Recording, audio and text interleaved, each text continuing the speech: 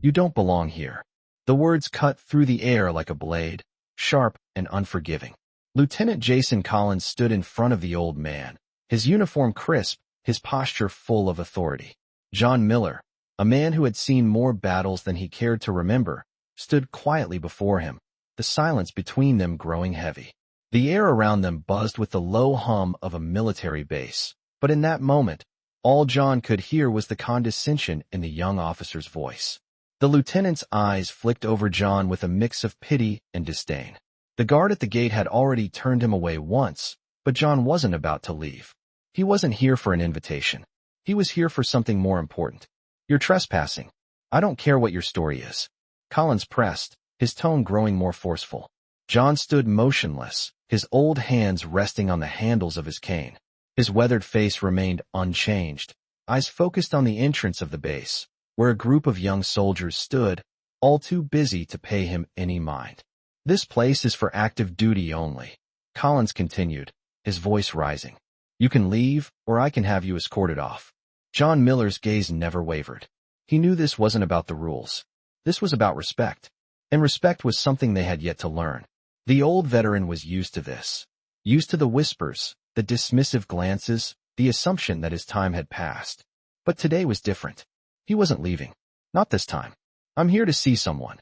John finally spoke, his voice steady, each word measured with the weight of years lived. Collins scoffed. "Oh, sure. Who exactly?" "General Michael Thompson," John said simply. The lieutenant's eyes narrowed. "And why would a general be expecting you?" The question hung in the air. John didn't flinch. He had learned long ago that some battles weren't won with words. They were won with patience. "Tell him John Miller is here," he said quietly. The lieutenant let out a mocking laugh, turning away. "John Miller? Yeah, I'll be sure to tell him that," Collins sneered. But something in the old man's demeanor stopped him. There was no hesitation, no fear, no desperation in the man's voice. Just a calm assurance that was unsettling. "You're creating a disturbance," Collins barked. "I'm asking you to leave." John Miller held his ground. "I'm not leaving." For a moment, everything went still. Then, in the distance, the unmistakable sound of a convoy could be heard, the roar of engines growing louder as they approached. Collins' face twisted with confusion. He hadn't expected this. He was a young officer. He had the authority. He was used to being in control. But this was different. The convoy screeched to a halt, tires skidding on the pavement. Doors slammed open with military precision, and out stepped a figure that made every head turn. General Michael Thompson, a man whose presence could command silence in a room of hundreds, walked toward them, his eyes locked on John Miller. Collins froze, his mouth suddenly dry. The general didn't even acknowledge him, his gaze fixed solely on the old veteran. Without a word, General Thompson walked past him, his boots clicking sharply against the pavement. When he reached John, he stopped, standing just inches from the frail figure. For a long moment, the two men simply stared at each other, an unspoken understanding passing between them. Then, with a slow, deliberate motion, General Thompson raised his hand to his brow in a perfect salute. The action was sharp, precise, and filled with a respect that was impossible to ignore.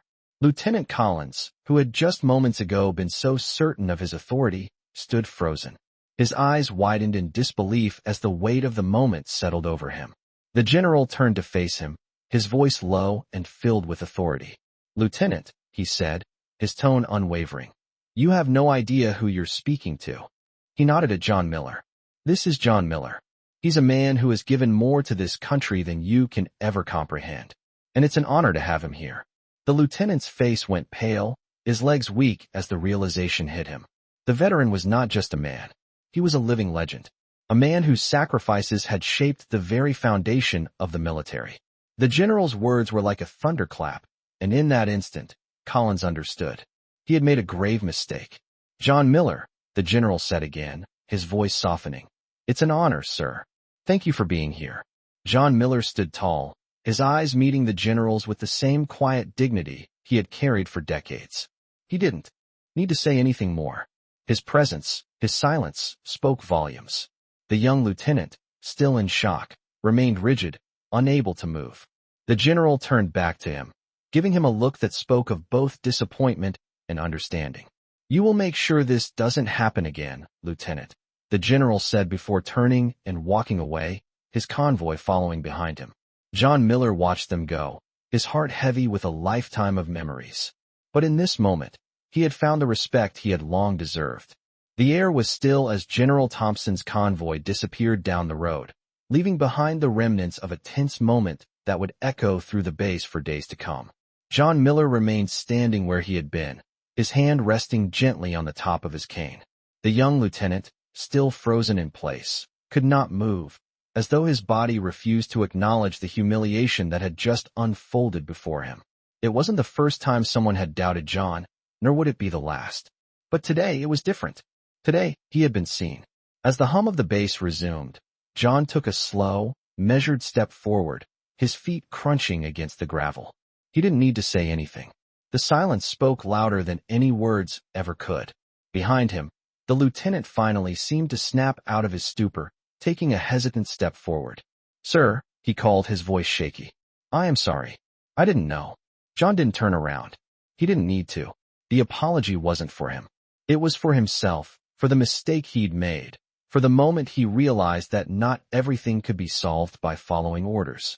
John continued walking, the familiar rhythm of his steps soothing his mind. The old memories stirred, flashes of the jungle, the cold wind on his face, the bloodied hands, the men he'd saved. They were all with him, just beneath the surface. He had carried them for so long that they had become part of him, part of his identity. And now, he was here, on this base, as a forgotten hero. The days of active duty had long passed, but the stories he carried would never fade. As he approached the barracks, the air seemed to thicken, as though the ground itself remembered the weight of history. The base was quiet now, the echoes of what had happened still lingering in the air. As John passed a group of young soldiers, he heard whispers. "Did you see that?" one of them muttered. "That guy, he's somebody." "Yeah," another voice replied. "I don't know who he is, but the general?" The general wouldn't just stop like that for some nobody. John didn't look back, but the words lingered. He didn't need to hear them to know the truth. They were beginning to understand. The base, the soldiers, the young officers, they were all starting to see what he had always known. He wasn't just any old veteran. He was John Miller, a name that carried weight in places they could only dream of.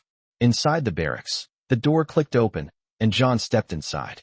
The warmth of the room felt like a brief reprieve from the cold winds outside. He hadn't been here in years, but it felt like home. The smell of coffee, the soft murmur of voices. This was where the stories lived, where the legends were told. He set his cane against the wall and took a seat at the far end of the room. There were a few familiar faces, but none of them seemed to notice him at first. It was only when one of the younger soldiers, a private he had worked with briefly in the past, walked by that he paused. The soldier stopped, eyes widening as he recognized the man sitting in the corner. "Wait," he started, his voice faltering. You're John Miller, right?" John simply nodded, his eyes calm, unblinking. The room went quiet. It wasn't the usual awkward silence. This was something different, something heavier. The private stood frozen, as if unsure what to do. John smiled faintly. "It's been a long time, kid," he said softly, his voice carrying the weight of 1,000 untold stories. Slowly, the others in the room turned their attention to him, one by one. And for the first time in a long time, John felt a shift. It wasn't much, but it was enough. They were beginning to see him, not just as the old man who had wandered in from nowhere, but as someone who had earned their respect. As the minutes passed, the murmur in the room grew louder, and John allowed himself to relax. They didn't know his full story. They didn't need to, but they were beginning to understand. And for now, that was enough. The days following the tense encounter at the base were quiet, but not in the way John Miller was used to. The air, usually thick with the noise of young soldiers training and preparing for missions, seemed still. It was as if the base itself was waiting for something to shift, something to change. The young soldiers who had once brushed him off now exchanged glances whenever he passed. There was a new understanding in their eyes, a recognition that hadn't been there before. John felt the weight of it. It wasn't their respect yet, it wasn't that simple, but it was the beginning of something. One afternoon, as John sat in the mess hall, sipping his coffee in solitude, a figure approached. It was Private Daniels, the soldier who had first recognized him in the barracks. Daniel stood awkwardly by the table for a moment, unsure of what to say. John looked up from his cup, meeting the young soldier's gaze. "You all right, kid?" John's voice was soft, calm. Daniels hesitated, then pulled out the chair across from him and sat down. I don't know where to begin," Daniels admitted. "I didn't know who you were before. I thought you were just another old guy hanging around the base." John nodded. "Most people do. That's all right." Daniels looked down at his hands for a moment, then back up at John. "But then I started asking around," he said, his voice quieter now. "And I learned about you. About what you did. I had no idea. You're a legend." The word hung in the air. A legend. John let the silence stretch between them before he spoke again. A legend doesn't need to be told. It's something people feel. Something they know when they see it. Daniel swallowed, clearly struggling with the weight of the new information. "I feel like I've been living in the dark. I didn't know the stories. I didn't understand what real honor was." John smiled faintly, a gesture full of weariness and understanding. "That's the way it is for most of us, kid. You go through life, and most people never really know the truth. They don't see the sacrifices. But that's okay. The truth doesn't need a crowd to stand up for it." Daniels nodded, his eyes a little more focused now. "You know, I've been on this base for over a year, and I thought I knew what respect looked like. But now I see that respect isn't about rank. It's about what you've done. About who you are." John didn't respond right away. He just looked at the young soldier, his gaze steady. "You'll figure it out," he said finally. "Respect comes in many forms. Sometimes, it takes a long time for people to realize what's been in front of them all along." The conversation shifted then, from the weight of history to something lighter. They talked about the weather, the upcoming training exercises, the usual small talk that kept the world from becoming too heavy. But there was a difference in the way Daniel spoke now. There was a new respect in his voice, a quiet reverence for the man sitting across from him. As the day wore on, the whispers began. Not the kind of whispers that were full of mockery, but the kind that carried with them curiosity. People who had passed by without a second glance now took a moment to look, to wonder, to acknowledge that John Miller wasn't just another face in the crowd. He was something more, something they were only starting to understand. John Miller knew that it wasn't going to be easy. Respect, true respect, didn't come overnight. But as he walked through the base that afternoon, his step felt just a little bit lighter. The silence, once uncomfortable, had shifted. It wasn't the absence of sound anymore. It was the weight of recognition settling in, quiet but undeniable. As the weeks passed, things on base had shifted in a subtle, almost imperceptible way. John Miller wasn't treated like an outsider anymore. People still didn't fully understand who he was, but they respected him in ways they hadn't before.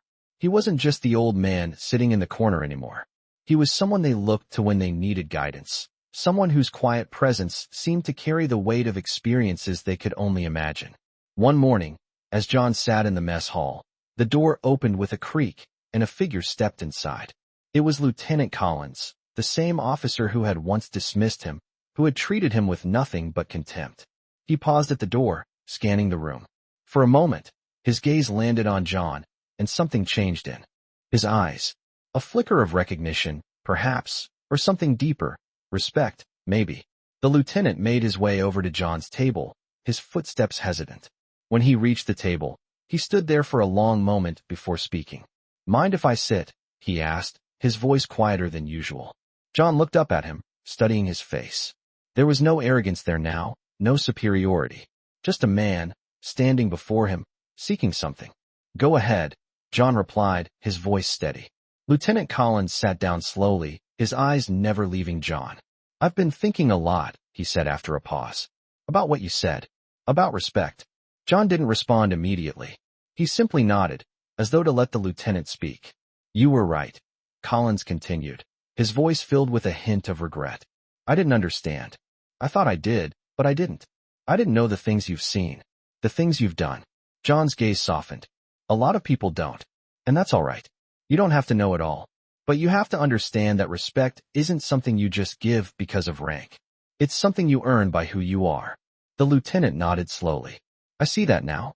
I can't even begin to imagine the things you've been through, but I know enough to understand that I've got a lot to learn." There was a moment of silence between them, a heavy kind of silence, but not uncomfortable. It was the kind of silence that spoke volumes, volumes of things that had been unsaid until now. "I've seen a lot of things, Lieutenant," John said quietly, his voice carrying the weight of years. "But I don't need anyone to understand what I've been through. I just need people to respect what I've done." Collins seemed to take that in, the words settling deep within him. For the first time, John saw the lieutenant not as a young, brash officer, but as someone who was beginning to understand the true meaning of respect. The silence lingered between them, but this time, it wasn't awkward. It was peaceful, almost comforting. After a long pause, Lieutenant Collins stood up, his expression thoughtful. "Thank you," he said, his voice genuine. "For everything. I won't forget what you taught me today." John simply nodded, watching as the lieutenant walked away. It wasn't the kind of moment that came with grand speeches or dramatic gestures. It was quiet, subtle, a shift in understanding that would ripple through the base in ways no one could fully comprehend. But for John Miller, it was enough. It had always been enough. Later that day, as John walked through the base, he noticed something. It was subtle, but unmistakable. Soldiers who had once ignored him now greeted him with a nod or a smile. The whispers, though still there, were no longer full of mockery. Instead, they carried a note of curiosity, of acknowledgement. John Miller wasn't just a figure from the past anymore. He was part of the base's present, a man whose presence demanded respect. And that respect wasn't earned through rank or titles. It was earned through lived experience, through actions taken in the heat of battle and quiet moments of sacrifice. John had fought for his country, but now he fought for something different, a respect that wasn't just about medals or glory, but about the simple truth of who he was. And as he walked down the long corridors of the base, a sense of peace washed over him. It wasn't the kind of peace that came with rest or victory. It was the peace that came with knowing that, after all these years, he had finally been seen. The days continued to unfold, each one marking another subtle change in the way John Miller was seen. It wasn't grand or dramatic. There were no banners, no standing ovations. It was quieter than that, a shift in the small moments. The nods from soldiers, the brief exchanges in the hallways, the slight hesitation when someone tried to dismiss him, as if they were reconsidering before they spoke. John knew that it wasn't about being seen for his past achievements. It was about the simple, quiet respect that came with being a part of something. One afternoon, as John sat in the courtyard, his coffee in hand, a familiar figure approached.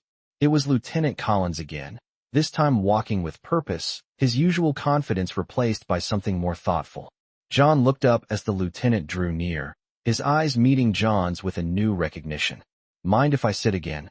Collins asked, his voice a little less brash than before. John smiled, his gaze steady. "Go ahead, kid." Collins sat down, his posture more relaxed than it had been during their first meeting. For a moment, neither spoke, the quiet stretching between them comfortably. It was a different kind of silence now. There was no tension, no lingering hostility. "I've been thinking about what you said," Collins began, breaking the silence.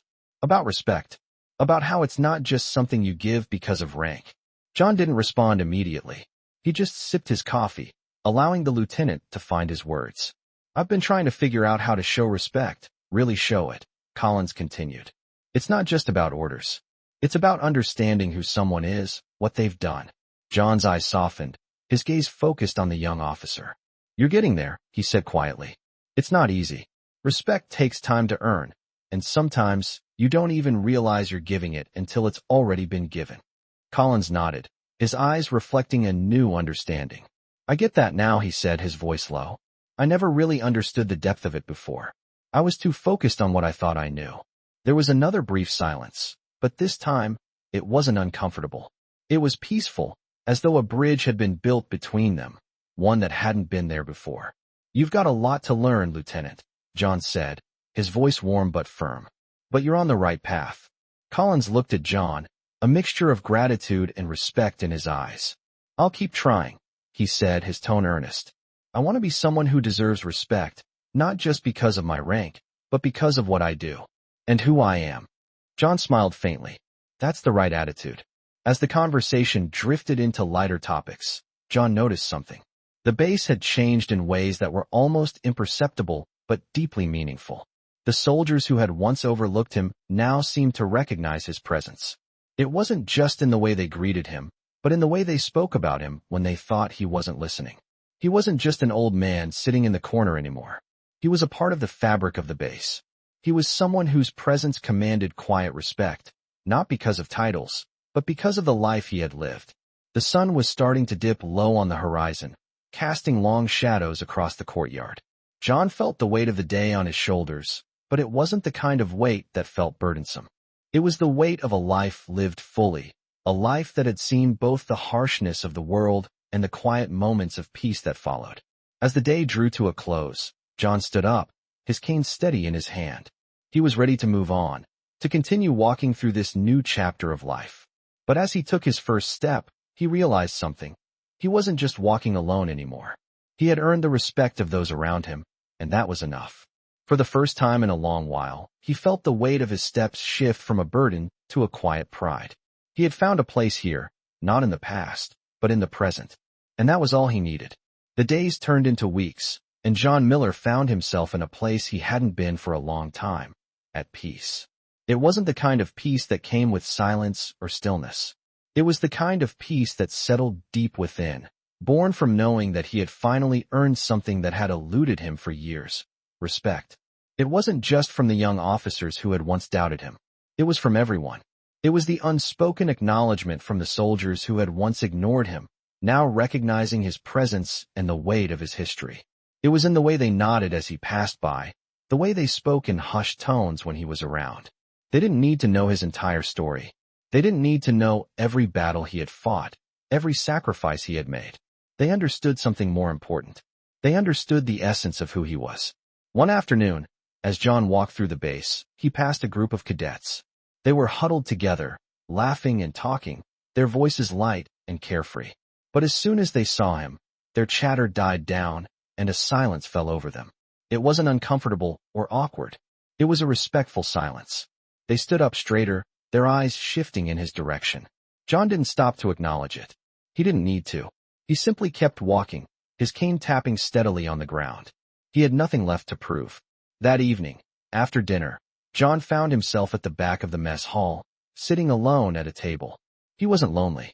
He had spent enough time alone over the years to be comfortable with it. But there was something about the calm of the evening that made him reflect on how far he had come. As he sat there, lost in thought, Lieutenant Collins walked in.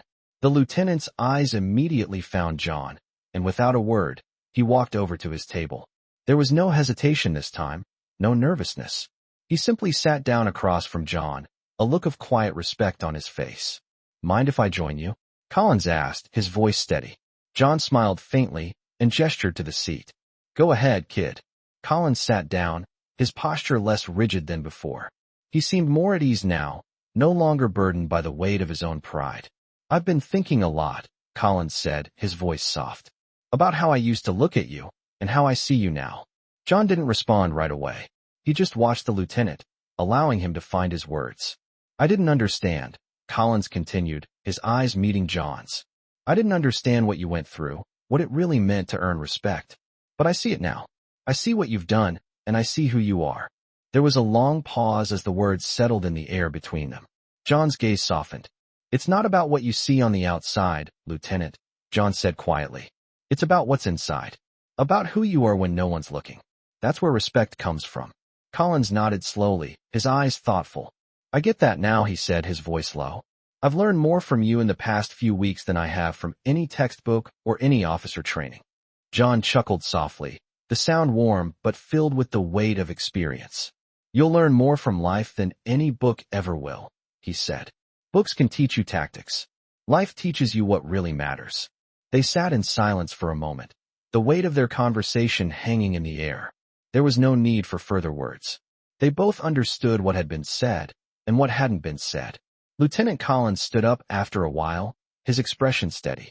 "I'll see you around, sir," he said, his voice filled with respect. John nodded, watching as the young officer walked away. The base was quiet now, the evening settling over them like a blanket.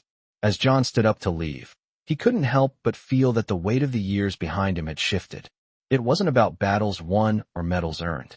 It was about finding a place in the world where his presence was acknowledged, where his past had meaning, and where respect wasn't something he had to demand, it was something he had earned. As he walked back to his quarters, he felt a quiet pride that came not from the recognition of others, but from the knowledge that, after all these years, he had finally found his place. Not in the past, but in the present. And that was enough. The weeks turned into months, and with each passing day, John Miller became a more familiar presence on the base. It wasn't just the younger officers who had begun to understand his value. It was everyone. The soldiers, the technicians, even the commanders, they all started to see something in him that went beyond the surface. They saw the quiet strength, the depth of experience that spoke louder than any uniform or medal. One morning, as John walked through the base, a voice called out to him. "Hey, Miller." John turned to find Lieutenant Collins approaching him, a slight smile on his face. The lieutenant's usual swagger had been replaced with something more genuine, a respect that had taken root over time. "Got a minute?" Collins asked, his tone casual but with an underlying sincerity. John nodded, his hands resting on the top of his cane. "Sure, kid. What's on your mind?" Collins hesitated for a moment, then spoke, his voice a little quieter than usual. "I just wanted to thank you," he said, "for everything. You've taught me more about respect and leadership than I could ever have learned in a classroom."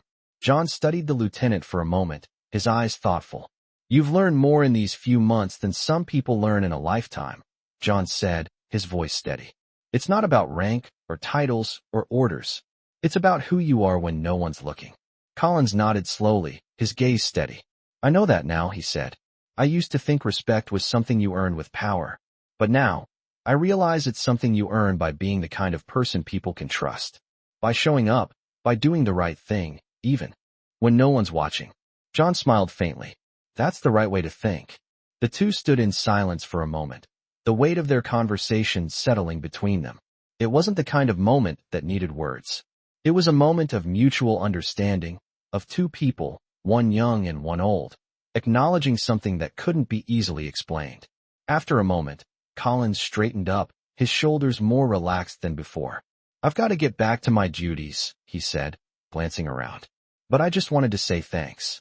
John nodded, watching as the lieutenant walked away. The base was a little quieter now, the usual noise of soldiers training and working in the distance, but there was a different energy in the air. John could feel it. It was a feeling that came from knowing he had made a difference, not just through words, but through actions.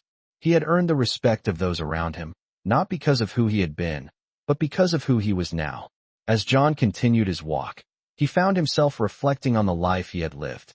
There had been many battles, both on the front lines and in the quieter moments of his life. But the battle for respect was the one that had taken the longest. And now, at this stage in his life, he had won it. It wasn't about the medals, the accolades, or the stories that were told. It was about the way people saw him now. Not as the old man who had been forgotten, but as someone whose presence was recognized. Someone whose history mattered, whose experiences shaped the world around him. John continued walking, his steps steady and sure.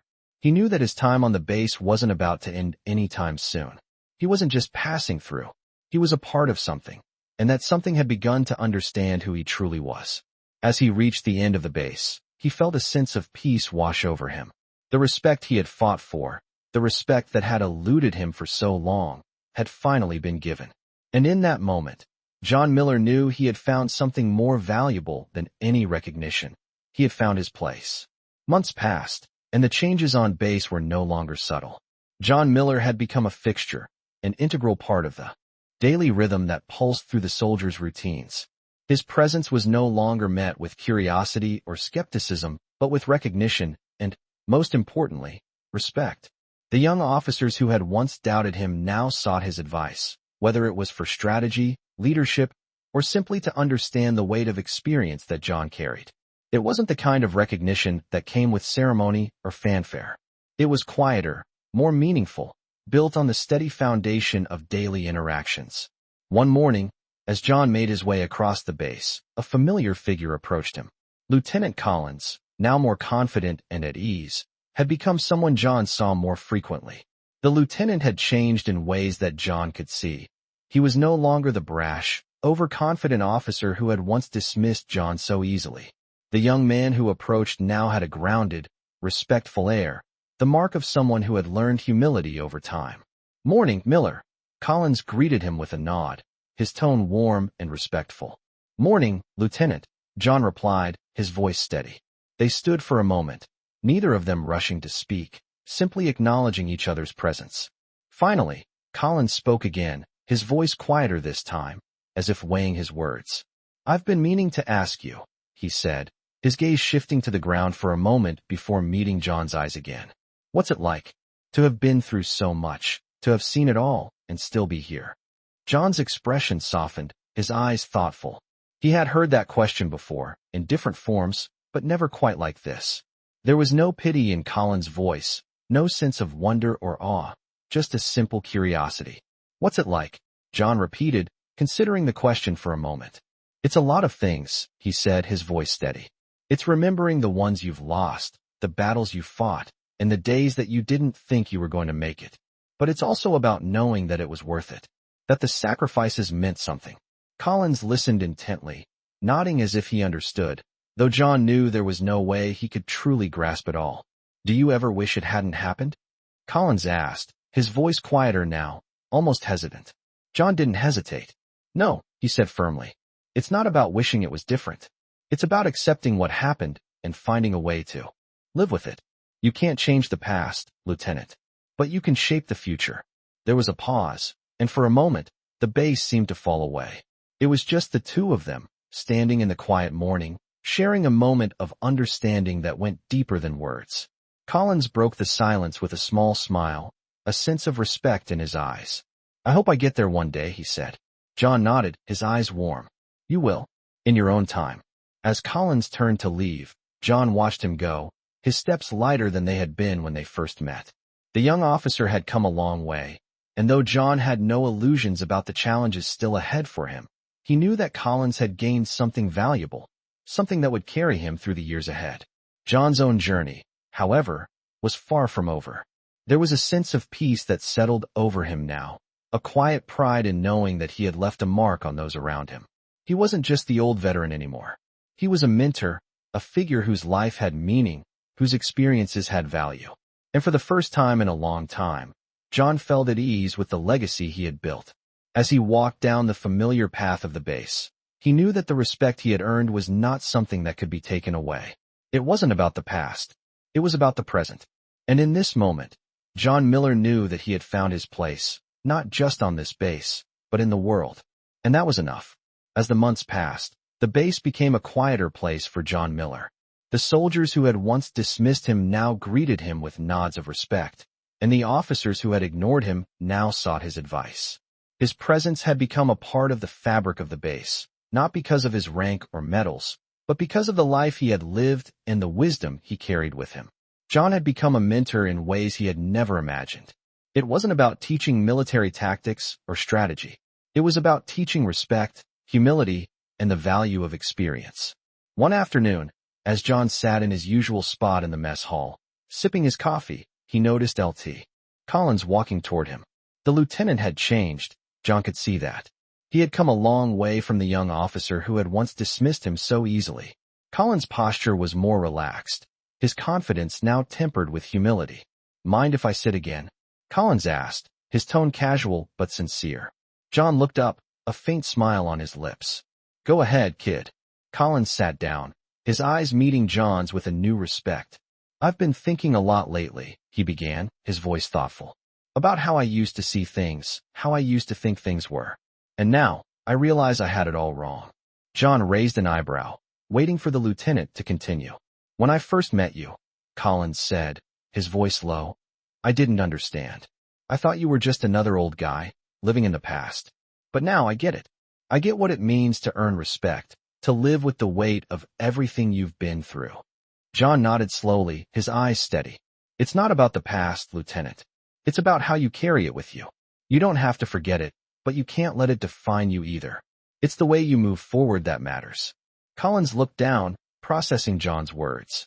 "I'm still learning," he said after a moment, his voice sincere. "But I think I'm starting to get it. It's not about being the loudest or the strongest. It's about knowing who you are, what you stand for." John smiled faintly. "That's right. You've got to know your worth. And you've got to show others that same respect." There was a pause as Collins absorbed the weight of John's words. He had changed, that much was clear. The young officer who had once been all about rank and authority had evolved into someone who understood the deeper meaning of leadership. "I don't know if I'll ever be as strong as you," Collins said quietly, his voice almost hesitant. John chuckled softly. "Strength doesn't come from age or rank, kid. It comes from within, from knowing who you are and sticking to it, no matter what." The two sat in silence for a moment, the weight of their conversation settling between them. Collins seemed to be thinking deeply, processing everything that John had said. Finally, he stood up, his expression more serious than before. "I just wanted to say thank you," Collins said, "for everything. I think I'm finally starting to understand what it really means to respect someone, not just because of their rank, but because of who they are." John nodded, watching the young officer as he walked away. It wasn't just a simple thank you. It was the acknowledgement of something deeper, something that John had worked a lifetime to earn. As the base continued to function around him, John couldn't help but feel a sense of fulfillment. He had earned his place here, not through force or authority, but through respect and understanding. And as he walked through the base that evening, he realized that the battles he had fought were no longer in the past. They were in the present, fighting for respect, for understanding, and for the simple truth that who you are matters more than anything else. The weeks turned into months, and John Miller continued to walk the base with the same steady pace, the familiar weight of his experiences behind him. But this time, the weight didn't feel like a burden. It felt like a badge of honor, one that he had earned over a lifetime of sacrifice. The young officers who had once dismissed him now sought him out, not just for advice, but for a conversation, a real, meaningful exchange. John had become something more than just a veteran. He had become a mentor, a quiet leader in a place that was learning to recognize the value of those who had been through the fire. One afternoon, as John sat on the porch of the barracks, watching the sun dip low on the horizon, Lieutenant Collins approached. The lieutenant's once stiff posture had softened, and his gait had changed. He no longer walked with the arrogance of someone who believed their rank defined their worth. Now, he walked with purpose, with a quiet strength that John could see coming through. "Got a minute?" Collins asked as he approached. John looked up from his spot, his eyes meeting the lieutenant's. "Sure, kid. What's on your mind?" Collins hesitated for a moment, his hands shoved deep into his pockets. "I've been thinking," he began, his voice less certain than usual, "about what you said to me a while back, about how respect isn't earned just by rank. I think I finally get it." John raised an eyebrow, his expression unreadable, but his mind processing the words. "Oh, what made you change your mind?" Collins looked away for a moment, his gaze falling to the ground as if searching for the right words. "I've been trying to lead my team the way I was taught in officer school, with authority, with orders, with power," he said, his voice quiet but steady. "But the more I thought about it, the more I realized that none of that matters if they don't respect you. And respect doesn't come from telling people what to do. It comes from showing them who you are, from being someone they can trust." John nodded slowly, the corners of his lips turning up just slightly. "You're getting there," he said, his voice calm. "Respect isn't a command. It's a gift. It's something you earn, but it's something you also have to give. And it's not always easy to earn. It takes time, consistency, and the ability to listen, not just talk." Collins stood there, processing John's words, and for a moment, the two men simply stood in the shared silence. The world around them moved on, but in that instant, it was as though time had slowed, as if they were both on the same page in a book that had been written over decades of experience. "I've been trying to lead with power, like I said," Collins continued, "but I think I've been missing the point. You don't need power to lead. You just need to know how to be there for the people who follow you. How to be someone they can count on, no matter what." John smiled faintly. "That's right," he said. "Leadership isn't about telling people what to do. It's about showing them how to do it. It's about being the example." Collins let out a breath, as though he had just made a breakthrough. "Thank you," he said quietly, his voice filled with gratitude. "For everything. I don't think I would have gotten it without you." John simply nodded, watching as Collins turned to walk away. The lieutenant's posture was different now. He wasn't the young officer who had dismissed him at the beginning. He was someone who had learned to understand the deeper meaning of leadership. As John watched him go, he felt a sense of pride, not for himself, but for the young men and women who were learning the lessons he had spent his life understanding. It wasn't just about teaching them tactics or strategies. It was about teaching them how to be good people, how to lead with integrity and humility.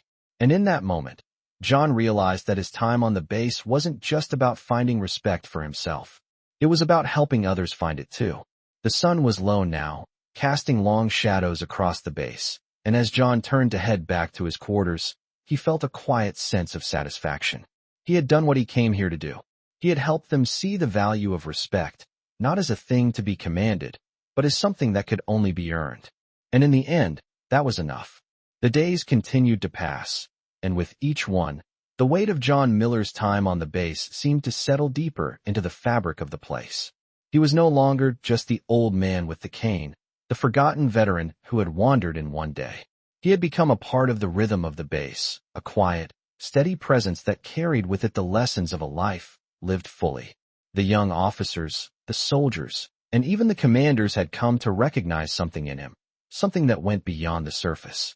It wasn't about his past or his medals. It was about the quiet strength he brought to every moment.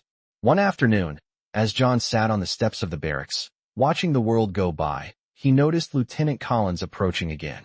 The lieutenant had changed since the first time they had spoken. The brash confidence that had once defined him was now tempered with humility. He walked with a purpose, his steps steady, his shoulders not as stiff as before. "Mind if I join you?" Collins asked, his voice softer now, more genuine than it had been in the past. John looked up, a faint smile playing on his lips. "Go ahead, kid." Collins sat down beside him, the two of them sitting in comfortable silence for a moment. The sun hung low in the sky, casting long shadows over the base, and for a brief moment, it felt as though time had slowed. "I've been thinking," Collins said, breaking the silence, "about how far I've come, and how much I still need to learn." John turned his head to look at him, his expression calm. "We all have something to learn, Lieutenant," he said softly. "None of us are ever done." Collins nodded, his eyes focused on the ground for a moment. "I know, but sometimes I wonder if I'll ever be as sure of myself as you are. You've lived through so much, and yet, you still have this peace about you." John chuckled quietly, the sound low but warm. "That peace didn't come easily, kid. It came through a lot of hard lessons. A lot of mistakes, a lot of pain. But the key is learning to accept it.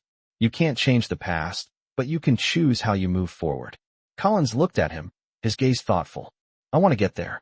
I want to be the kind of leader who doesn't just demand respect, but earns it. Like you do." John's gaze softened. "You're on the right path. You're already learning. You've got the right mindset." Collins smiled faintly, a quiet gratitude in his expression. "I'm glad I've had the chance to learn from you," he said. "I don't think I would have gotten here without you." John shook his head gently. "You're the one doing the work, Lieutenant. I'm just pointing you in the right direction. The rest is up to you." The two sat in silence again, watching the base move around them, the sound of soldiers training and working in the distance. It was a peaceful moment, the kind that came when everything was in balance, when the lessons had been learned and the respect had been earned. Collins stood up after a while, his posture straighter than it had been before. "I'll see you around, sir," he said, his voice respectful. John nodded, watching him walk away, his steps confident now, no longer burdened by uncertainty. As the lieutenant disappeared into the distance, John felt a quiet sense of satisfaction. He had done what he had come here to do. He had helped those around him see the value of respect, not as something to be demanded, but something to be earned. And that was enough. As the sun dipped lower in the sky, John stood up, his cane steady in his hand. The base was quieter now, but in the stillness, there was a feeling of accomplishment. He had helped others find their way, and in doing so, he had found his own peace. And that peace, he realized, was all he needed. It was a rare day when the base was quiet. The usual hustle and bustle of soldiers training, officers discussing plans, and the hum of engines was replaced by an unusual stillness that seemed to stretch across the grounds. John Miller, who had grown accustomed to the noise of the base, found the silence comforting in a way. It was as if the world around him had paused, allowing him to catch his breath for a moment. He sat on a bench near the training field, his cane resting beside him, watching the young soldiers going about their duties. He had seen many of them grow from unsure cadets into confident, capable officers and soldiers, each learning the hard lessons that only time and experience could provide. Lieutenant Collins, who had once been a young officer full of pride and certainty, now moved with a quiet confidence, no longer seeking validation in the same way. John had watched him grow over the months, his demeanor shifting from brash to grounded, from uncertain to sure. Collins had come to understand the value of respect, not as something earned through authority or rank, but through actions, through the simple act of being a person others could trust and rely on. The lieutenant had come to John many times over the months, seeking advice, not just about military matters, but about life. And each time, John had offered his wisdom, not as a man of authority, but as a man who had lived through the storms and had come out the other side with a deep understanding of what it meant to be human. As the sun began to set, casting long shadows across the base, John stood up, stretching his legs before he began his slow walk back to the barracks. He moved with the same steady pace he always had, his steps measured and sure. There was no rush anymore. The world could move at its own pace. He had earned the right to take his time. When he reached the barracks, he paused for a moment, looking out across the base, watching the soldiers training in the distance. They were younger, full of energy and potential, their futures ahead of them. But John knew that the lessons they learned here, the lessons they had yet to understand, would shape them in ways they couldn't yet comprehend. It was strange, in a way. He had spent his life in service to something greater than himself, and now, in his later years, he had become a part of something that went beyond rank or duty. He had become a mentor, a symbol of the kind of strength that wasn't defined by power or authority, but by the quiet resilience of experience. His life had been full of battles, both on the front lines and in the quiet moments of his own mind. But now, he had found peace in a place he never thought he would. The base, surrounded by young men and women who had come to respect him, not for the things he had done, but for the person he had become. As the last light of day faded from the sky, John felt a sense of contentment settle over him. He wasn't done yet. There was still work to be done, still lessons to teach. But in this moment, he knew he had done what he came here to do. He had earned the respect of the people around him, not by demanding it, but by showing them who he truly was. And that, he realized, was enough. It had always been enough. As the days grew shorter and the chill of winter began to settle over the base, John Miller continued to find a sense of fulfillment in the quiet moments. The base, which had once been a place of constant noise and hustle, now seemed to embrace a certain peace that John had come to appreciate. He no longer felt like an outsider, a relic from a past era. He had become part of the community, not just because of his experiences, but because of who he was in the present. One afternoon, as he made his way to the mess hall for his usual coffee, he saw Lieutenant Collins standing near the door, talking to a few younger soldiers. The lieutenant's posture had changed over the months. There was no longer an air of uncertainty about him. He had found his place, not through rank or power, but through respect, earned slowly, quietly, and steadily. As John approached, Collins saw him and excused himself from the group, making his way toward the older veteran. "Mind if I walk with you?" "Sir," Collins asked, his voice genuine, his eyes showing the kind of respect that John had longed for in his youth. "Not at all, kid," John replied, his voice steady, as always. They walked side by side, the clink of John's cane marking the rhythm of their steps. "I've been meaning to ask you something," Collins continued, after a few moments of comfortable silence. "I've been talking to the new recruits, and I find myself telling them the same thing you told me. Respect isn't earned by power, but by who you are and what you've done. It's strange, but I feel like I finally get it." John nodded, a small smile tugging at the corner of his lips. "Takes time," he said simply. "Some people learn it faster than others. Some never learn it at all." Collins gave a small chuckle. "I'm glad I got the chance to learn it from you." John's gaze softened. "You're doing well, Lieutenant. You're on the right track." They continued their walk, moving past the training grounds where the young soldiers were running drills. The air was crisp, and the sun was beginning its descent, casting a golden glow over the base. It was moments like this that made John realize how much had changed. Not just with the base, but with the people. He wasn't just teaching them how to be soldiers. He was teaching them how to be better people. That was something no textbook could provide. It wasn't long before they reached the mess hall. As they entered, Collins paused and looked over at John. "I don't know if I ever said it," he began, "but thank you. For everything. I'll carry what you've taught me for the rest of my life." John met his gaze and gave a small nod. It's not about thanking me, he said. It's about passing it on. You do the same for someone else someday. That's how it works. Collins smiled, a look of understanding passing between them. I will, sir, he said. With that, they parted ways, John heading to his usual seat and Collins joining the group of soldiers.